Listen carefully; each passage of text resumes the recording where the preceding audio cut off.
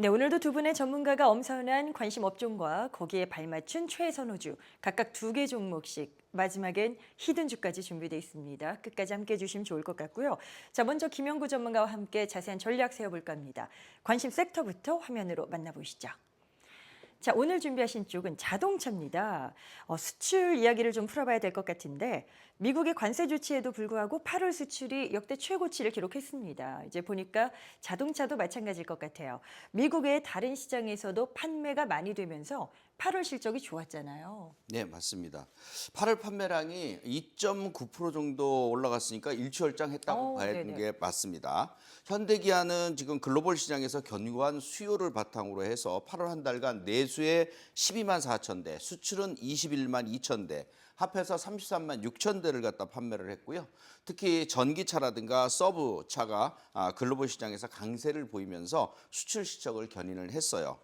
이 중요한 것은 미국만 팔려진 게 아니라 미국 외에도 팔려나갔다는 것이 중요하고 6월부터 3개월 연속 월별 최대치 수출 실적 경신을 하고 있다는 점이 중요하겠거든요. 네. 그럼 미국발 관세 여파에 직격탄을 맞은 자동차이면서도 친환경차와 중고차 이걸로 이제 수출을 갖다가 파고를 넘고 있다라는 그런 개념입니다.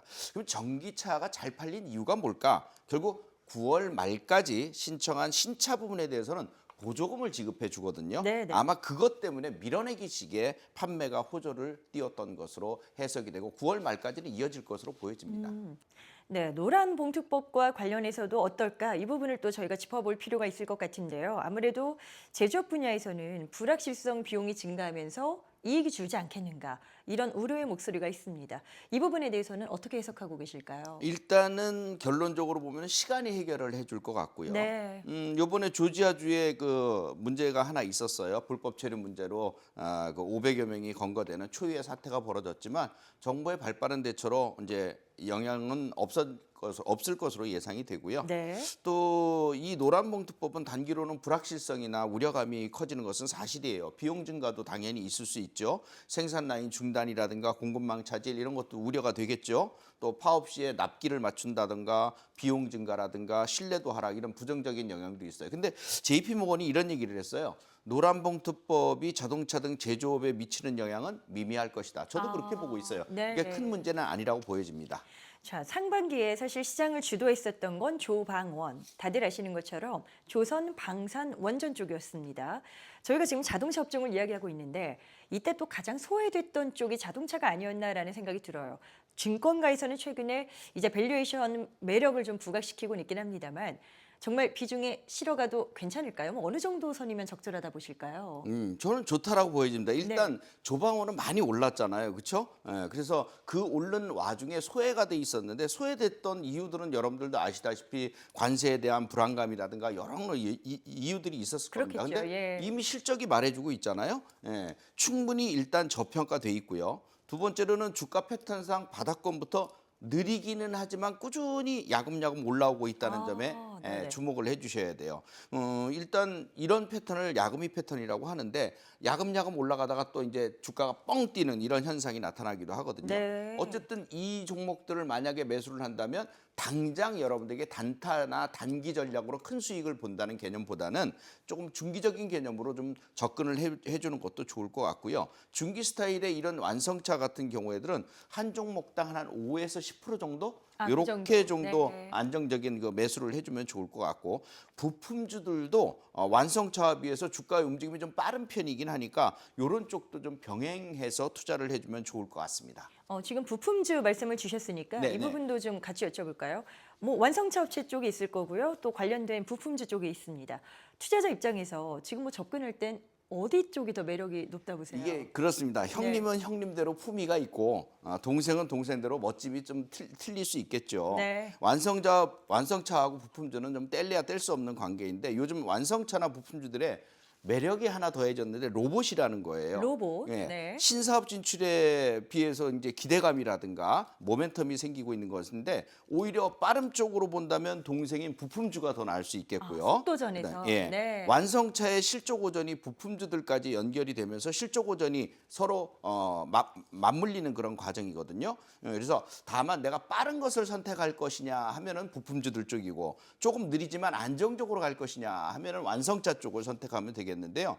부품주들에서 여러분들이 눈여겨봐야 될 종목 두 종목만 픽을 해드리면 네. 현대 오토에버, 현대 위아 이 아. 두 종목이 로봇 쪽으로 또 집중적으로 현대차와 연결이 되는 개념이거든요. 그래서 여러분들이 한번 지금부터는 집중적으로 관찰을 하시면 도움이 많이 될 것 같습니다. 알겠습니다. 자, 오늘 김영구 전문가의 관심 섹터는 자동차였습니다. 지금 함께 하시는 김진 전문가께서는 어떻게 보세요? 뭐 여전히 투자 전략 유효하다 판단하십니까? 지금 뭐 현재로서는 제가 크게 주목하고 하고 있지 않는 그런 섹터라서 자동차는요? 예, 그래서 정밀한 분석이 좀 안 돼 있어요. 그래서 그런 상태에서 좀 의견을 드리는 거는 좀 의미가 없을 것 같고요. 다만 이제 차트의 큰 흐름을 잠깐 살펴보니까요. 1년 동안 정도의 그 조정을 받고 나서 추세를 전환하고 있는 모습이 좀 관측이 되고 있습니다. 아마도 우리 김영구 전문가님께서 보시는 눈이 뛰어나시기 때문에 잘 준비하실 네. 것으로 생각하고요. 저도 기대해 보도록 하겠습니다. 네, 이제 뭐 계속해서 저희가 종목까지 풀어갈 테니까요. 함께 하시면 좋을 것 같고요. 계속해서 김영구 전문가의 투자 전략 궁금하다 하시는 분들 카카오 채널 필살기 고수 외전을 검색해서 친구 추가하시면 더 많은 내용들 만나보실 수 있겠습니다. 자, 이제 탑픽 궁금해집니다. 뭐 자동차도 여러 가지 종목이 있는데요. 어떤 최선 호주를 준비하셨을지 첫 번째부터 공개합니다. 자, 역시 현대차가 나오는군요.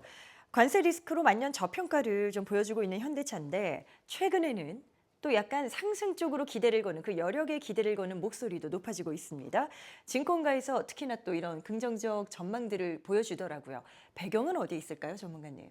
네, 그걸 얘기하기 전에 먼저 네. 일본 차관세 얘기를 해야 될 것 같아요. 일본 쪽 이슈가 또 있죠. 15% 행정명령에 서명을 했어요, 트럼프 대통령이. 그렇죠. 네. 우리는 아직 25%잖아요. 그러면 10%의 차이가 생기는 거고 갭 차이에 의해서 판매가 좀 줄어들지 않겠냐 뭐 이런 생각들이 많이 있을 거예요. 근데 이 기간 차이는 오래 걸리지 않아요. 행정명령도 곧 나올 것이고요. 너무 걱정 안 해도 될 것 같습니다. 그것 때문에 오히려 싸진다면 매수할 수 있는 타이밍은 더 좋아진다라고 보여지는 네네. 거고요.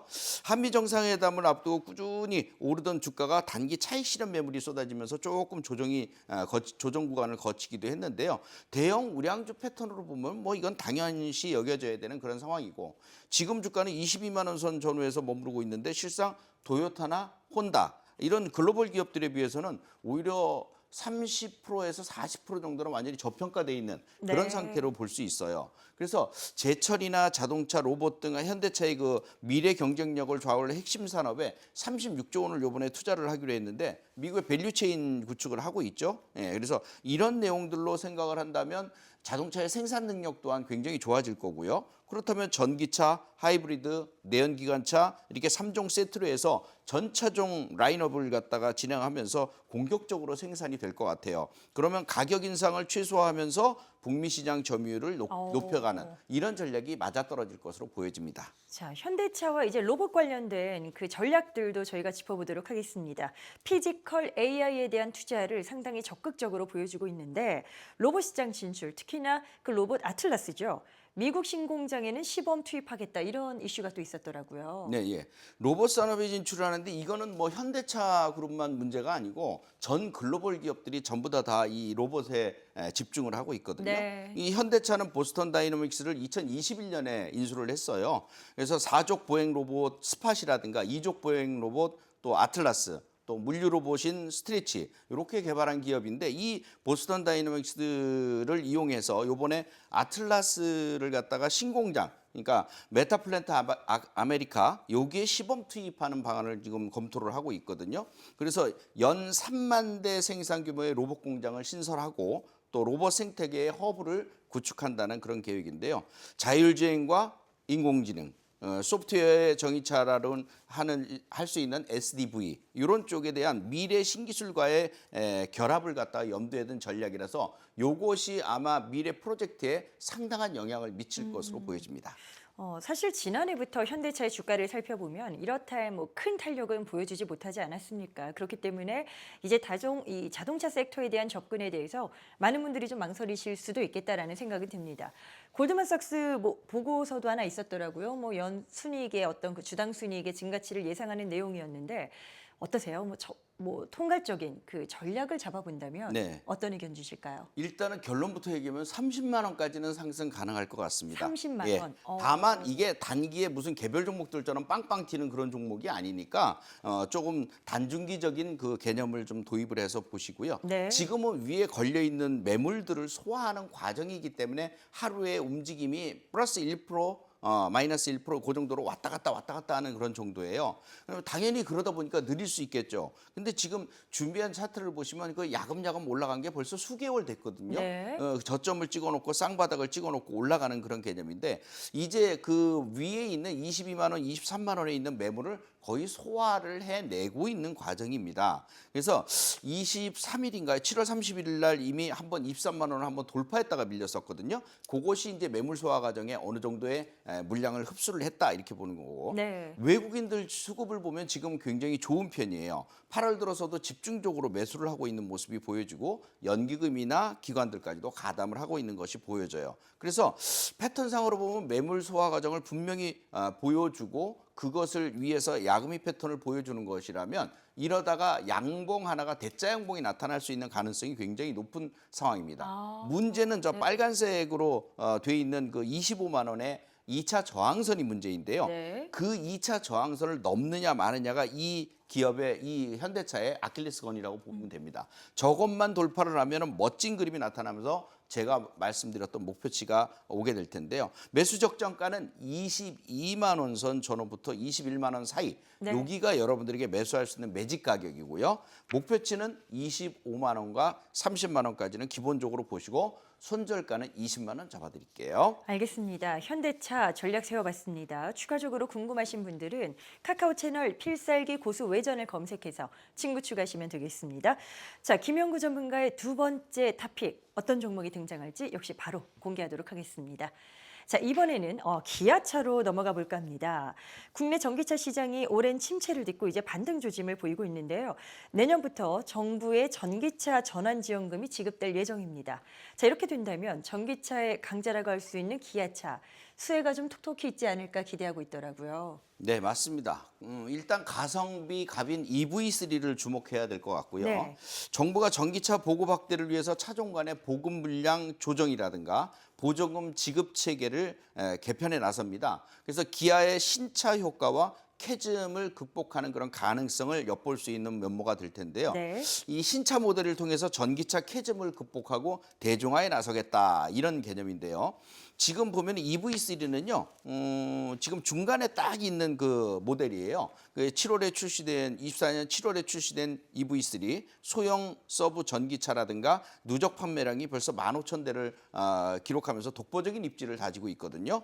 25년 1분기에 국내 전기차 판매 1위를 기록을 했어요. 네. 그래서 EV3는 정부 보조금도 받겠다. 제조사 프로모션도 진행이 되겠다. 그러면 실구매가가 2천만 원대밖에 안 돼요. 그래요? 그래서 주행거리는 또 400km나 되거든요. 그러니까 파격적인 가성비로 인해서 젊은 층에게 인기를 계속 받고 있는 그런 내용이 그래서 앞으로도 판매는 지속적으로 이어질 것으로 판매 급증은 이어질 것으로 보여집니다. 최근에 기아가 EV5도 출시를 했습니다. 국내 시장에 이제 5번째로 선보이는 전기차가 될 텐데 화제가 된 이유가 또 있죠. 세계 1위 배터리 업체인 중국의 CATL의 배터리를 탑재한 것으로 전해지고 있습니다. 이게 어떤 의미를 지닌다고 봐야 될까요? 이게 가격 때문에 그럴 거예요. 비용적인 왜 그러냐면 문제. 봐봐요. 지금 NCM 배터리를 갖다가 지금 집어넣는데 높은 에너지 밀도가 있고 긴 주행거리, 우수한 성능 이 세 가지를 가지고 있거든요. 단점은 LFP 배터리보다는 한 3배 정도 비싸요.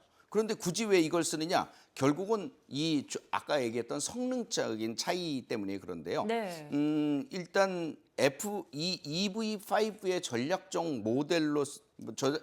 모델인 이 EV5가 3나 6보다 다 중간 단계에 해당이 되는데 이것이 바로 이 북미 모델의 그 LG 엔솔 것을 사용하게 되는 것은 결국 기아의 전략적인 선택, 가격적인 측면과 성능 이 두 가지를 다 잡기 위해서 그걸 썼다 이렇게 볼 수가 있겠어요. 네. 2분기 실적을 보면 아무래도 미국 관세 여파가 피해가지 못했던 것 같습니다. 그 부분에서 현대차도 그렇고 기아의 영업이익도 좀 눈에 띄게 줄어서 수익성 회복이 가능할까, 그 타이밍을 어떻게 예상해 볼 수 있을까 이 부분에 대해서도 좀 말씀을 들어봐야 될 것 같은데요. 네, 전년도보다는 약간 마이너스 2.4% 정도 줄여서 목표를 잡기는 했는데 굉장히 좋은 편이에요. 글로벌 자동차 업체의 평균 수익을 상회하는 실적 전망도 발표를 했고요. 이번 그 2024년 그 고수익 달성 요인의 세 가지 요인을 보면 제품력 중심의 브랜드로의 성장을 했고요. 상품 부가가치에 대한 개선이라든가 차량 가치가 상승했다는 점을 알 수 있어요. 네. 또 효율적인 투자를 통해서 지금 생산 체제를 갖다가 구조적인 원가 확보 우위를 갖다 확보하는 그런 개념들을 보여줬거든요. 이번에 첫 번째로 보면 일본차 행정명령에 따른 일시적인 가격차는 발생을 하지만 그것이 지속적인 악재가 아닌 단발 악재로 해석을 해야 될 것 같고 또 두 번째로 보면 막판에 밀어내기 식의 그 북미 지역의 판매 호조가 9월 말까지는 지속이 될 거다 이렇게 보여지는 거고 소형 전기차 강화라든가 패밀리 전기 서브차의 강화 이런 걸로 인해서 9월 4일부터 계약 개시를 하면 아마 요것 또한 굉장히 판매 증가가 될 것으로 이렇게 보여져서 네. 문제 없을 것으로 보여집니다. 예. 자, 기아차 배당 이슈도 여쭤볼까요? 왜냐하면 또 배당 매력이 풍부한 그런 종목이기도 하기 때문에 국내 증시가 특히나 박스권에 갇혀 있다 보니까 이런 또 배당 같은 부분에 주목하는 투자자분들도 많습니다. 자, 기아의 배당 매력과 더불어서 접근 전략까지 묶어서 말씀 주신다면요. 네네. 네. 이게 기아가 24년 배당 1위 기업인데요. 전체 상장 종목들 중에서 2조 5천억 원으로 가장 많았어요. 배당 수익률이 한 6% 정도니까 은행 이자보다도 훨씬 높은 구조죠. 네네. 예, 배당금이 크다 보니까 외국인들 소진율도 40%나 되고요. 배당 성향 최소 25% 정도 됩니다. 자사주 매입 최대 한 10%? 이렇게 되니까 우리도 좀 집중을 해야 될 것 같은데 준비한 차트를 보면 지금 주봉상의 고점을 돌파할 수 있는 딱 라인대에 와 있습니다. 네. 그 라인이 10만 5천 원인데요. 지금 그 라인대만 돌파를 한다면 멋진 그림이 나타날 것 같거든요. 그럼 11만 원대로 돌파하면서 제가 말씀드리는 목표치까지 올라갈 것 같고요. 적정 매수가는 10만 5천 원 선 전후. 그다음에 눌림 몫이 10만 원 선 사이까지만 2차 줍줍하시면 되겠고 목표치는 12만 원과 13만 원까지 잡아드릴 거고요. 손절가는 9만 원 잡아드리겠습니다. 알겠습니다. 자, 이렇게 해서 기아차까지 김영구 전문가가 제시한 관심 섹터 자동차와 관련된 전략을 세워봤습니다. 계속해서 김영구 전문가와 함께하고 싶으신 분들은요. 카카오 채널 필살기 고수 외전을 검색해서 친구 추가하시면 됩니다. 많은 관심 기다리고 있겠습니다.